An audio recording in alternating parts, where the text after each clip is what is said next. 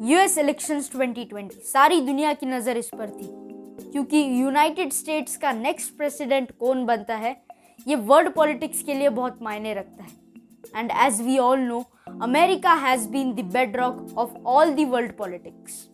और तो और न्यूज़ तो आपने सुनी ही होगी, जो Biden is elected as the 46th president of America. तो चलिए आज इस पर ही बात करते हैं, क्या जो बाइडेन इंडिया के लिए अच्छे रहेंगे या नहीं। एंड एज यूजुअल, नमस्कार दोस्तों, मेरा नाम है पार्थ और आप देख रहे हैं मेरे YouTube channel Parth Talks. So let's begin.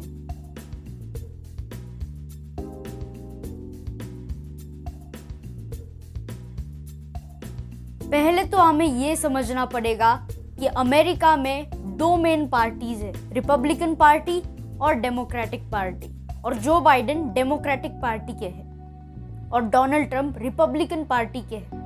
तो चलिए जाते हैं थोड़ा फ्लैशबैक में और देखते हैं कौन सी पार्टी इंडिया के लिए अच्छी रही है। तो अगर देखा जाए तो डेमोक्रेटिक पार्टी हमारे लिए ज़्यादा अच्छी रही क्योंकि 1961 में पंडित जवाहरलाल नेहरू जी का जॉन एफ कैनेडी से मिलना और 2015 में बराक ओबामा का नरेंद्र मोदी जी से मिलना।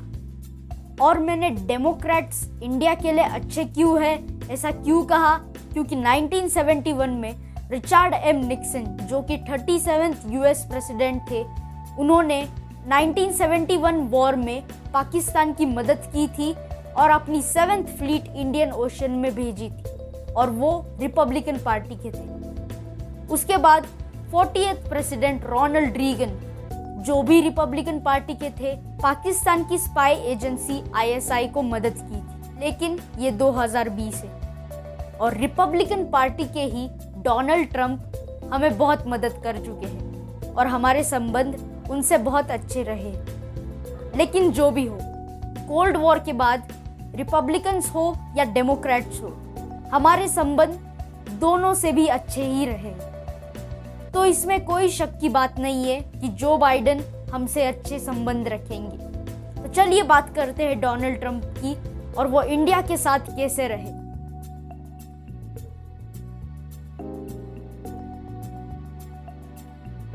वैसे देखा जाए तो नरेंद्र मोदी सरकार और डोनाल्ड ट्रंप के संबंध हमेशा अच्छे रहे, जैसे कि हाल ही में हुआ 2+2 डायलॉग। और हम देख ही चुके हैं कि नरेंद्र मोदी जी और डोनाल्ड ट्रंप में कितनी अच्छी दोस्ती है, जैसे कि हमने नमस्ते ट्रंप और हाउडी मोदी में देखा था। लेकिन ट्रंप सरकार ने कुछ ऐसे भी एक्शंस लिए जो हमारे प्रेफरेंस के खिलाफ है। ट्रंप के पीरियड के वक्त उन्होंने इंडिया को टैरिफ किंग बोला था। And is wanting to negotiate. Actually, they called about 3 weeks ago, and he's a terrific man, just had a tremendous victory.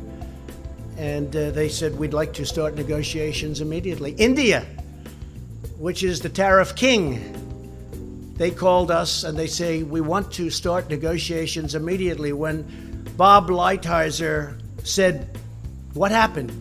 Tariff मतलब एक टैक्स होता है जो बाहर के कंट्रीज के गुड्स पर लगता है। और तो और उन्होंने हमें जनरलाइज सिस्टम ऑफ प्रेफरेंसेस यानी कि जीएसपी से भी निकाल दिया। ये एक अरेंजमेंट है जो डेवलपिंग कंट्रीज को ट्रेड में मदद करती है। हालांकि डिफेंस में हमने बहुत सारी डील्स की, लेकिन ट्रेड में हमारे रिलेशंस इतने अच्छे नहीं थे। और तो और ट्रंप ने ये मुद्दा भी उठाया कि भारत यूएस मोटरसाइकिल कंपनीज पर हाई टैरिफ्स लगाता है, यानी कि ज़्यादा टैक्स लगाता है। फिर भारत ने टैरिफ्स को 75% से घटाकर 50% कर लिया, लेकिन डोनाल्ड ट्रंप तभी भी नहीं माने और उन्होंने कहा स्टिल अनएक्सेप्टेबल। चलिए अब देखते हैं ट्रंप के इमिग्रेशन पॉलिसीज। वैसे अगर देखा जाए तो ट्रंप की इमिग्रेशन पॉलिसीज बहुत स्ट्रिक्ट थी।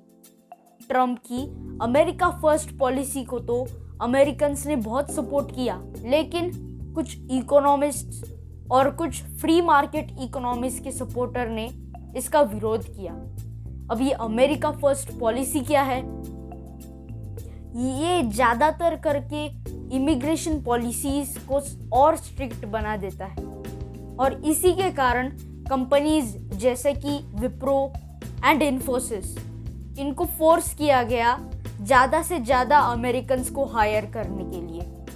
तो इसी की वजह से इन कंपनियों ने बहुत सारी वीज़ा के एप्लीकेशंस को रिजेक्ट कर लिया और 2016 में ये जो रिजेक्शन रेट था ये 6% था, लेकिन 2020 में देखा जाए तो ये 44% था।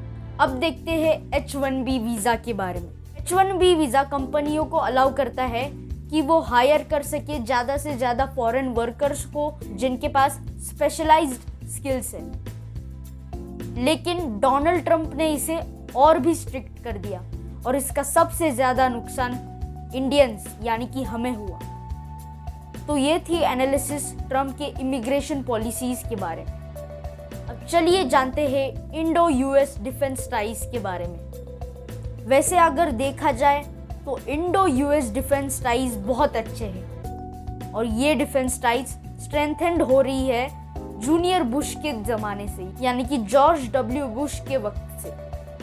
2008 में Indo US defence trade $1 billion से भी कम था, लेकिन 2019 में ये $18 बिलियन से भी ज़्यादा है।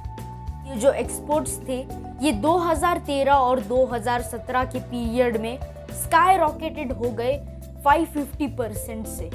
तो वैसे इंडो यूएस डिफेंस टाइज तो बहुत अच्छे।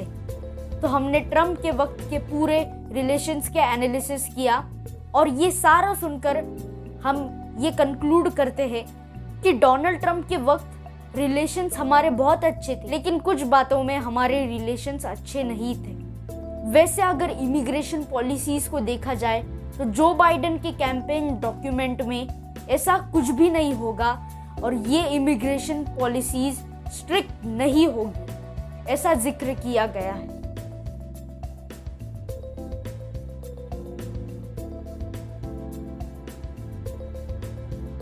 उससे पहले मैं आपको एक लाइन सुनाना चाहता हूँ जो जो बाइडेन ने कही थी।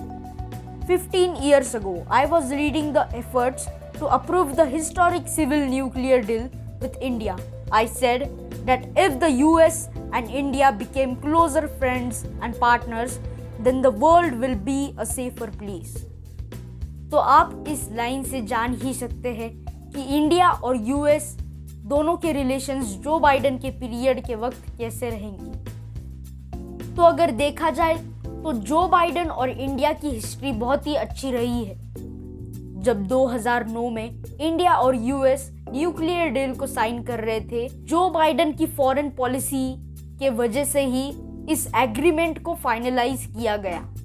और तो और इंडियन अमेरिकन्स को इंडिपेंडेंस डे की स्पीच देते वक्त बाइडेन ने ये कहा कि वो इंडिया के साथ खड़े रहेंगे अगर बॉर्डर पे उन्हें कोई धोखा रहा तो, साथ ही साथ पाकिस्तान और चाइना पर नजर रखते हुए।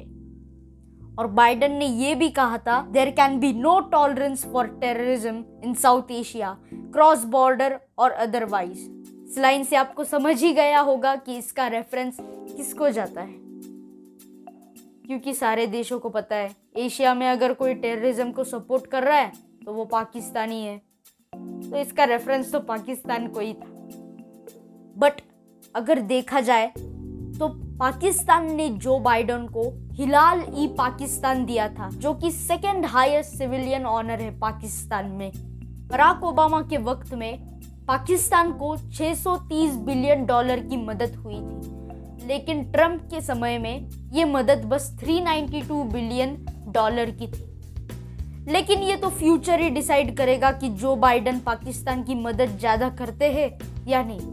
मुझे तो लगता है नहीं करेंगे, क्योंकि अफगानिस्तान से जब से वॉर खत्म हुई है, कतार में जो पीस डील साइन हुआ था, मुझे नहीं लगता अभी यूएस को पाकिस्तान की ज़रूरत है। और मुझे नहीं लगता कि चाइना के साथ इनके रिलेशंस ज़्यादा बदलेंगे, क्योंकि चाइना को 2035 में वर्ल्ड्स नंबर 1 इकोनॉमी बनना है।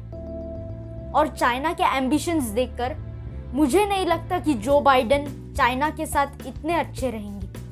और तो और आप ये भी सुन लीजिए जो कि जो बाइडेन के कैंपेन डॉक्यूमेंट में कहा गया था। A Biden administration will also work with India to support a rules-based and stable Indo-Pacific region in which no country, including China, is able to threaten its neighbors with impunity. और मुझे नहीं लगता कि south China सी में China का influence देखकर जो Biden China की तरफ इतने भी स्मूथ रहेंगे, लेकिन वो कोऑपरेशन बनाने का ट्राई करेंगे, लेकिन डोनाल्ड ट्रंप जैसे नहीं रहेंगे। और तो और जो बाइडन के पॉलिसी पेपर्स में यह तक लिखा है कि वो इंडिया को यूएनएससी की परमानेंट सीट मिलाने के लिए हेल्प करेंगे। यानी कि आप देख ही सकते हैं कि जो बाइडन और इंडिया के रिलेशंस कितने अच्छे होने वाले हैं। चलिए बात करते हैं जो बाइडन की इमिग्रेशन पॉलिसीज के बारे में। अब हमारे इंडियंस को ज़्यादा नुकसान हुआ था जब ट्रंप ने H-1B वीज़ास को सस्पेंड कर दिया था, लेकिन बाइडन ने ये क्लैरिफाई कर दिया है कि ये उनके एडमिनिस्ट्रेशन में नहीं रहेगा। तो इससे पता ही चल जाता है कि वो इंडियन अमेरिकन्स के लिए कितने अच्छे होने वाले हैं। और हमारे इंडियन अमेरिकन्स ने भी बहुत सारा सपोर्ट डेमोक्रेटिक पार्टी को दिया था। और आप जानते ही है वाइस प्रेसिडेंट कमला हैरिस जो एक इंडियन अमेरिकन है, इसीलिए हमारे भारत में कि कुछ लोग भी डेमोक्रेटिक पार्टी का बहुत सपोर्ट कर रहे हैं। अब अगर टॉपिक से हटकर जाया जाए, डोनाल्ड ट्रंप जूनियर ने हमारे नक्शे से ही कश्मीर को हटा दिया। और आपने न्यूज़ में तो देखा ही होगा, डोनाल्ड ट्रंप ने प्रेसिडेंशियल डिबेट के वक्त इंडिया को फिल्दी कहा था। And we have the best carbon emission numbers that we've had in 35 years under this administration. We are working so well with industry, but here's what we can't do. Look at China, how filthy it is. Look at Russia. Look at India. It's filthy. The air is filthy. The Paris Accord, I took us out because we were going to have to spend trillions of dollars and we were treated very unfairly. अब उसके जवाब में जो Biden ने ये tweet कर दिया था।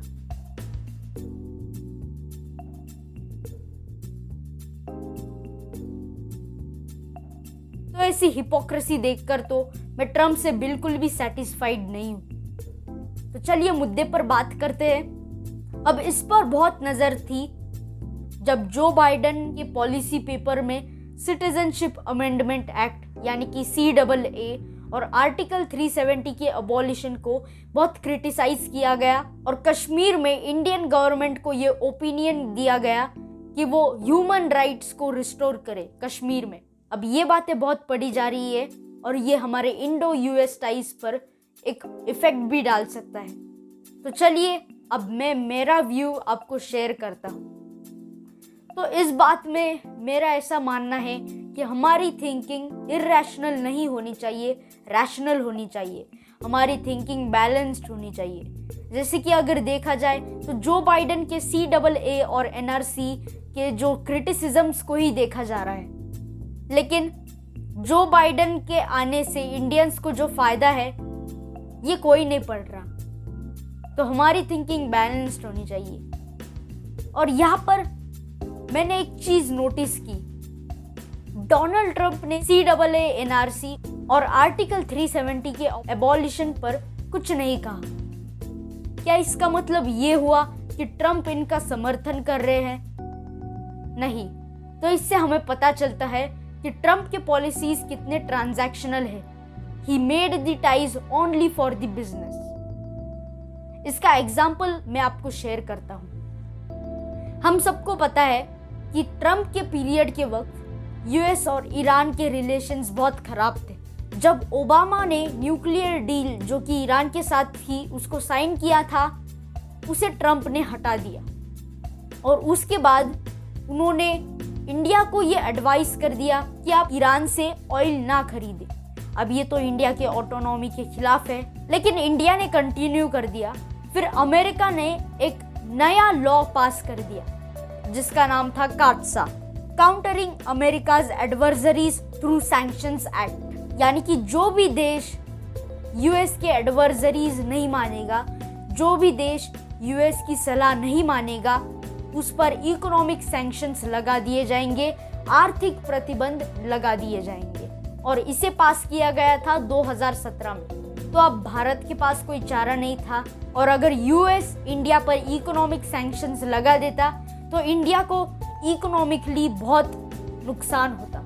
तो आज हम तेल इराक से लेते हैं, सऊदी अरेबिया से लेते हैं, नाइजीरिया से भी खरीदते हैं, लेकिन ईरान से नहीं खरीदते। अब हम सबको पता है कि रशिया और यूएस के रिलेशंस इतने अच्छे नहीं है, तो यूएस ने ये बोल दिया कि आप रशिया से वेपन्स ना खरीदें। अभी S-400 एयर डिफेंस सिस्टम, इसे हम खरीदना चाहते हैं, लेकिन काटसा की वजह से हम नहीं खरीद पा रहे।